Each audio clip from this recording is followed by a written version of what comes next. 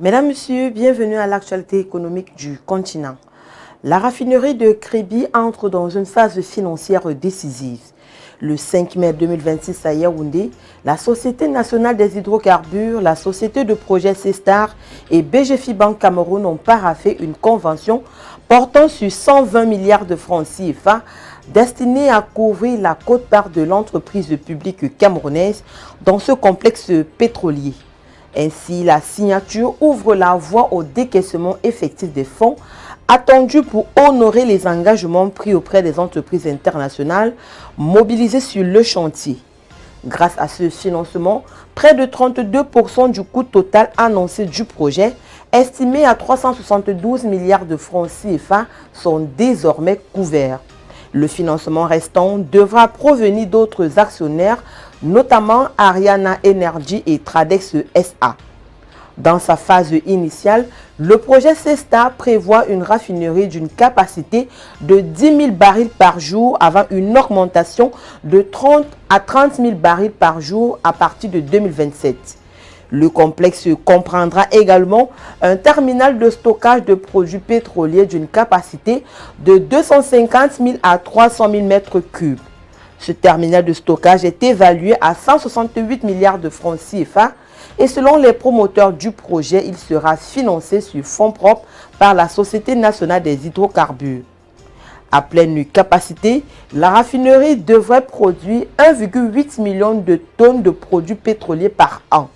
Les promoteurs du projet estiment que cette production pourrait réduire les importations du carburant du Cameroun d'environ 435 milliards de francs CFA par an. La modernisation numérique de l'administration fiscale camerounaise franchit une étape décisive. Par décision signée le 10 avril 2026, le ministre des Finances, Paul Motazi, a attribué à un consortium international le marché de conception, de fourniture et d'installation du futur système intégré de gestion des impôts et des taxes CGIT. Ce contrat clôt un appel d'offres international restreint ouvert le 24 février 2025 et s'inscrit dans le programme de refonte du système d'information de la Direction générale des impôts engagé depuis 2018 avec l'appui de la coopération allemande. Selon le document d'attribution, le marché a été remporté par un groupement composé de Arabsoft et Oradis Tunisie, C2D Canada et DBS Cameroun. Le montant du contrat s'élève à près de 4,7 milliards de francs CFA, toutes taxes comprises. Le délai d'exécution des prestations est fixé à 24 mois. Il faut préciser que la mission du groupement Arabsoft Oradis C2D DBS ne se limite pas au volet technologique. Le consortium pilotera la planification du projet, l'intégration des processus de métier, les phases de test, le déploiement opérationnel et la migration des données existantes. Le transfert de compétences vers les équipes de la Direction générale des impôts constitue un livrable explicite complété par la mise en place d'un centre de support, d'une garantie contractuelle et d'un suivi du système après sa mise en service. L'intégration régionale en Afrique centrale franchit une nouvelle étape. Le 13 juin 2026, Brazzaville accueillera la 45e session ordinaire du Conseil des ministres de l'Union économique de l'Afrique centrale UEAC, marquant une phase décisive pour la gouvernance de la CEMAC.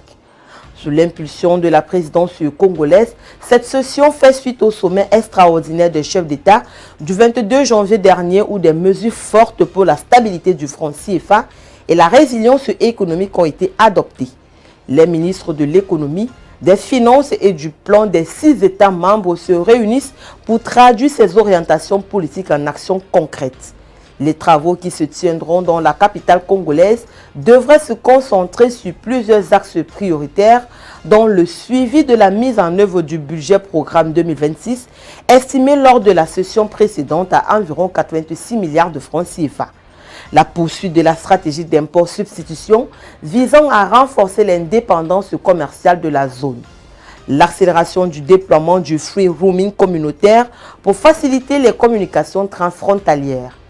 L'examen du plan de transition pour la fusion progressive avec la CEAC, un projet porté par le Cameroun pour simplifier le paysage institutionnel régional. Cette session est cruciale pour assurer le financement durable de la commission de la CEMAC qui dépend largement de la taxe communautaire d'intégration. Dans un contexte de volatilité des marchés, les ministres devront également valider de nouvelles mesures pour accroître la souveraineté économique et la fluidification des échanges dans la sous-région. Après avoir lancé sa méga raffinerie au Nigeria, Aliko Dangote réaffirme sa volonté de résoudre la crise énergétique chronique sur le continent avec une capacité de 20 000 MW. Ce projet s'inscrit dans une stratégie plus large visant à étendre son empreinte industrielle au-delà du ciment et de l'engrais. C'est lors d'un entretien tenu le 6 mai 2026 à Washington avec Makta Diop, directeur général de la Société financière internationale, que l'homme le plus riche d'Afrique a annoncé cet ambitieux projet. Le projet sera alimenté par les flux de trésorerie robustes issus de ses activités principales, notamment sa méga raffinerie de Lagos, avec pour ambition de s'attaquer aux pénuries chroniques d'électricité qui freinent l'industrialisation africaine et le quotidien de millions de foyers. Il faut dire que ce projet de centrale électrique de 20 000 MW représente une ambition sans précédent pour un acteur privé sur le continent africain. À titre de comparaison, cette capacité dépasse l'installation théorique totale actuelle du Nigeria qui plafonne à environ 13 000 MW. Au-delà de l'infrastructure, Aliko Dangote a réitéré son intention de démocratiser la richesse générée par son empire industriel à travers une introduction en bourse panafricaine. Il a promis jusqu'à 25 000 milliards de dollars de dividendes en faveur des investisseurs africains.